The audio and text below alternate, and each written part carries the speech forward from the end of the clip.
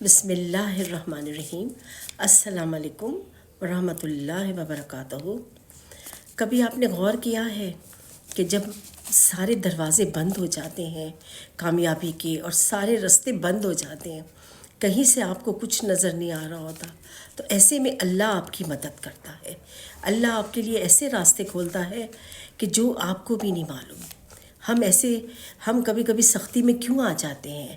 ہم سختی میں آتے ہیں اپنی برائیوں کی وجہ سے، اپنی غلطیوں کی وجہ سے۔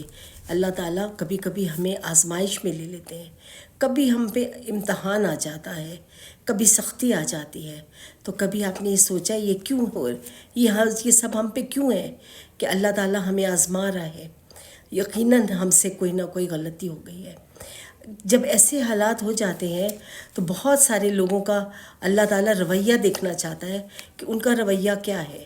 جب ایسے حالات ہو گئے کہ وہ تنگ ہو گئے ہیں تو وہ اللہ یہ دیکھتا ہے کہ آپ نمازیں پڑھ رہے ہیں، آپ اللہ کو یاد کر رہے ہیں، آپ کا رویہ کیسا ہے۔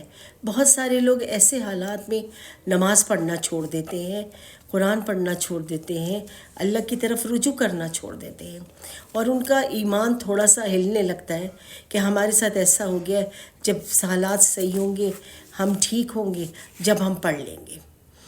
تو اس طرح کے حالات پیدا ہو جاتے ہیں، لیکن اللہ تعالیٰ ان سب چیزوں سے آپ کو نکال دیتا ہے۔ آپ اللہ سے مدد مانگتے ہیں اور دعا کرتے ہیں تو اللہ یقیناً آپ کی مدد کرتا ہے۔ اللہ تعالیٰ نے فرمایا ہے کہ ہر مشکل کے بعد ایک آسانی ہے۔ قرآن میں ہے کہ ہر مشکل کے بعد ایک آسانی ہے۔ اگر اللہ نے ہمیں مشکل میں ڈالا ہے تو مشکل سے نکالنے کے راستے بھی تو اللہ ہی نے بتائے ہیں۔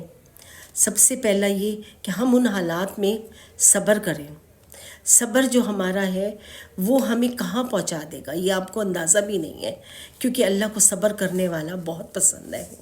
جب ہم صبر کریں گے اور اللہ سے صبر کر کے چپ رہیں گے اور شکوہ شکایت نہیں کریں گے، یقیناً اللہ کے آگے ہم بلند ہوں گے، اللہ ہم سے راضی ہوگا ان باتوں پہ۔ اور دوسرا یہ کہ آپ دعا کریں گے اللہ سے۔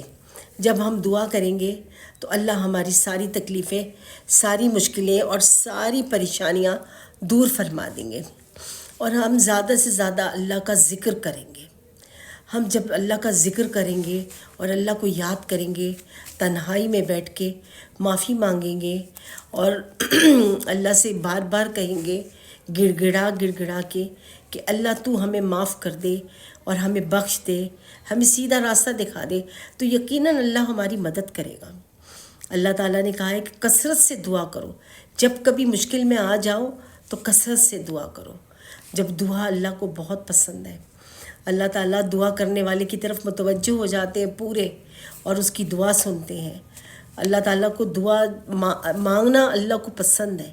اللہ تعالیٰ نے ایک ایسی چیز رکھی ہے مانگنا، کہ ہم اس سے مانگتے رہیں۔ جب تک ہم اس سے مانگیں گے نہیں، ہمیں کچھ ملتا بھی نہیں ہے۔ ہم اللہ سے مانگنے، ہم اس کے در کے فقیر ہیں، ہم اس کے در کے غلام ہیں، ہم اس کے بندے ہیں۔ سب سے بڑھ کر ہم اللہ کے بندے ہیں۔ یقیناً ہم اللہ سے جب رجوع کریں گے اور التجا کریں گے تو کوئی بھی چیز ہم پہ حاوی نہیں ہوگی۔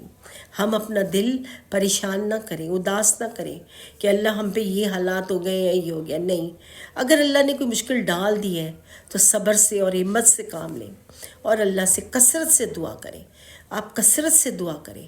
جب آپ کثرت سے دعا کریں گے نماز کے ذریعے، تنہائی میں بیٹھ کے اللہ کا ذکر کر کے، تو اللہ آپ کی دعائیں سنے گا اور آپ پہ یقیناً بہتری اور اچھائی کے دن آئیں گے۔ پھر اللہ آپ کے لیے ایسے راستے بنائے گا، ایسے ذریعے بنائے گا کہ آپ نے سوچے بھی نہیں ہوں گے کہ اللہ آپ کو کہاں سے نواز رہا ہے، اللہ کہاں سے آپ کی مشکلیں آسان کر رہا ہے، کہاں سے اللہ آپ کو چین دے رہا ہے، سکون دے رہا ہے۔ جب جو چیز آپ اللہ سے مانگیں گے اللہ آپ کے آگے دے دے گا، جب آپ اللہ سے کثرت سے دعائیں کریں گے اور معافیاں مانگیں گے۔ اور اللہ سے کبھی شکوہ شکایت نہیں کرنی چاہیے، کیونکہ اللہ ہمارا رب ہے، وہ ہماری رگ رگ سے واقف ہے، اسے سب معلوم ہے کہ ہم کیا کر رہے ہیں اور کیا نہیں۔ ہمیشہ اللہ جب راستے کھولنے پہ آتا ہے تو بہترین راستے کھولتا ہے۔ ہمیشہ صبر سے اور دعا سے کام لیجیے۔